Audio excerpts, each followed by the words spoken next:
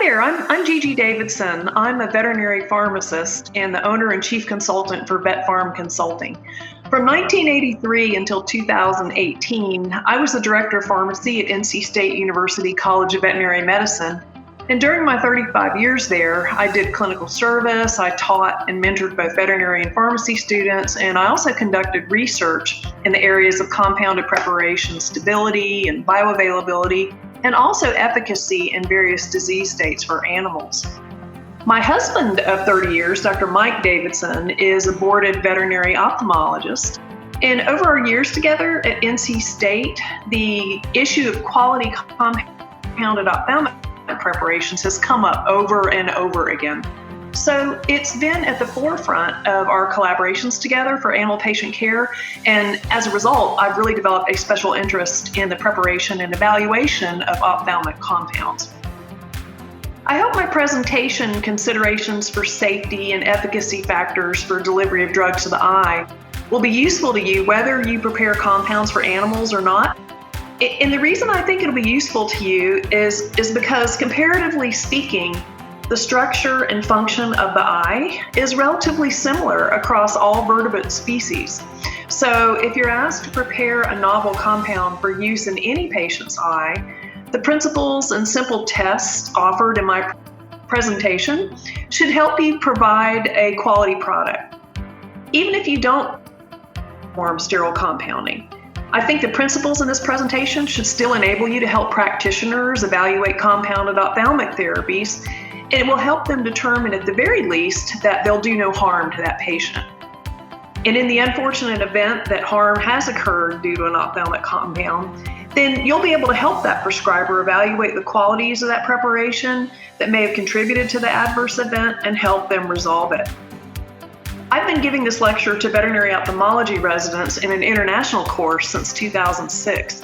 So if you're working with a veterinary ophthalmologist, you can likely expect them to ask you about these principles and tests. Some of you might also be asked to develop novel ophthalmic preparations for use in research trials. Again, using the principles and tests in this presentation should enable you to provide a quality product that will not cause harm to your research subjects. And also importantly, you can be sure that the study formulation will meet the rigorous scientific scrutiny of journal editorial boards. Finally, if you're a surveyor or a regulator, then the principles and tests provided in my presentation should give you a deeper understanding of the equipment, the tests, and the facilities that are required to produce a quality sterile ophthalmic compound. To accomplish these endpoints, I'll start my presentation by discussing the considerations for the physical and chemical properties of compounds used in the eye. Properties such as pH, osmolarity, buffer capacity, particle size, dispersibility, and other considerations will be described in detail.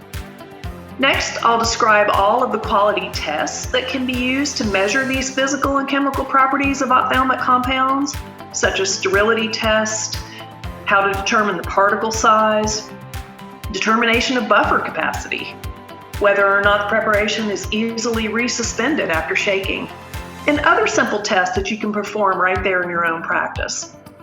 Third, I'll describe those excipients and preservatives that really shouldn't be used in the eye because they're toxic. I'll focus on non-human species, but again, the toxicological principles of ocular therapy are relatively similar across the species, so you should still be able to apply this thinking to human patients. Fourth, I'll review all of the various ophthalmic dosage forms that are used in the eye and list the advantages and disadvantages of each. We'll talk about solutions versus suspensions versus ointments versus implants and so on. And finally, I'll close with an 18-point checklist that veterinary ophthalmologists use to vet, if you will, a compounded ophthalmic preparation. If you can provide satisfactory and factual answers to these 18 questions, then you'll build a strong, long-lasting relationship with ophthalmic prescribers. So I'm very excited to share this information with you, and I hope you'll join us on Saturday, November 7th.